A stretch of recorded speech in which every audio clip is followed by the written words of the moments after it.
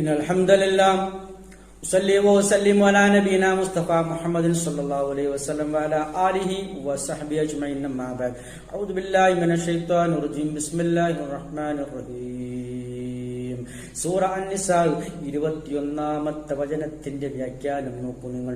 അല്ലാഹു സുബ്ഹാനഹു തആല നമുക്ക് വിശദീകരിച്ചു തരികയാണ്. വകൈഫ തഖുദൂനഹു, എങ്ങനെയാണ് നിങ്ങൾ അതിനെ വാങ്ങുക അല്ലെങ്കിൽ തിരിച്ചു വാങ്ങുക? ആ നിങ്ങൾ കൊടുത്ത മഹറിനെ നിങ്ങൾ എങ്ങനെയാണ് തിരിച്ചു വാങ്ങുക എന്ന്. വഖദ് അഫ്ളാ ബഅ്ദുകും ഇലാ ബഅദ്, വഖദ് അഫ്ളാ നിങ്ങൾ കൂടിച്ചേരുകയും ചെയ്തിട്ടുണ്ട്. ബഅ്ദുകും നിങ്ങളിൽ ചിലർ ഇലാ ബഅദിൻ ചിലരിലേക്ക് എന്ന് പറഞ്ഞാൽ നിങ്ങളുടെ പുരുഷന്മാർ സ്ത്രീകളിലേക്ക് കൂടിച്ചേർന്നിട്ടുണ്ട്. എങ്ങനെയാണ് കൂടിച്ചേർന്ന്?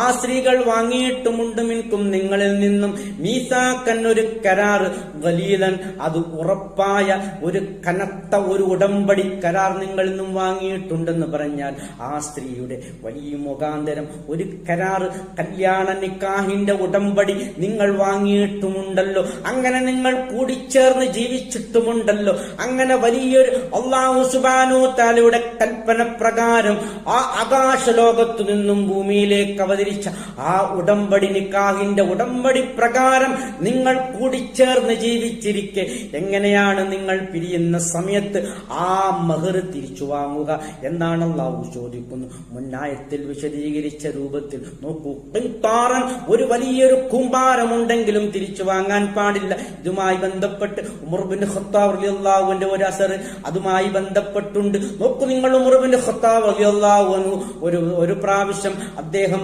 ഖുതുബ പറയുന്ന സമയത്ത് അദ്ദേഹം പറഞ്ഞു, നോക്കൂ ഈ മഹർ ഒരുപാട് കൂടിയിരിക്കുന്നു. ചില സ്ത്രീകൾ കൂടുതൽ ആവശ്യപ്പെട്ട് വാങ്ങുന്നു. അല്ലാഹുവിന്റെ റസൂൽ സല്ലല്ലാഹു അലൈഹി വസല്ലം മാക്സിമം 400 വെള്ളിയായിരുന്നു മഹറായി കൊടുത്തിരുന്നത് എന്ന് പറഞ്ഞുകൊണ്ട് ഉമർ ബിൻ ഖത്താബ് റളിയല്ലാഹു അൻഹു പ്രസംഗിച്ചപ്പോൾ അതിൽ നിന്നും ഒരു സ്ത്രീ എഴുന്നേറ്റ് നിന്നുകൊണ്ട് പറഞ്ഞു, ഉമറിന് ഈ രൂപത്തിൽ മഹർ നിശ്ചയിക്കാൻ അല്ലാഹുവിന്റെ റസൂൽ സല്ലല്ലാഹു അലൈഹി വസല്ലം അനുമതി കൊടുത്തിട്ടില്ല എന്ന് പറഞ്ഞുകൊണ്ട് അവർ ഈ ആയത്താണ് ഓതിയത്. 20-ാമത്തെ ആയത്താണ് ഓതിയത്. ഖിൻതാറൻ എന്നല്ല പറഞ്ഞിട്ടുണ്ടല്ലോ. ഒരു കൂമ്പാരം തന്നെ കൊടുത്താലും തിരിച്ചു വാങ്ങാൻ പാടില്ല എന്ന് പറഞ്ഞാൽ അതിന്റെ ഉദ്ദേശം എന്താണ്? ഒരു കൂമ്പാരം തന്നെ അവൾക്ക് കൊടുക്കാമെന്നല്ലേ. അതുകൊണ്ട് ഉമർ ഒരിക്കലും അതിൽ പരിനിശ്ചയിക്കാൻ പാടില്ല എന്ന് ആ സ്ത്രീ വാദിക്കുകയുണ്ടായി. ആ സമയത്ത് ഉമർ ബിൻ ഖത്താബ് എന്ന് വളരെ വിനയത്തോടുകൂടി അണുമണി തൂക്കം കിബറില്ലാതെ പറഞ്ഞു, ഉമറിനേക്കാൾ വിവരമുള്ള പലരും ഈ കൂട്ടത്തിലുണ്ടെന്ന് പ്രതികരിക്കുകയാണ് ഉണ്ടായത്. നോക്കൂ നിങ്ങൾ. ആഖിർ ദഅവാന അനിൽ ഹംദുലില്ലാഹി റബ്ബിൽ ആലമീൻ.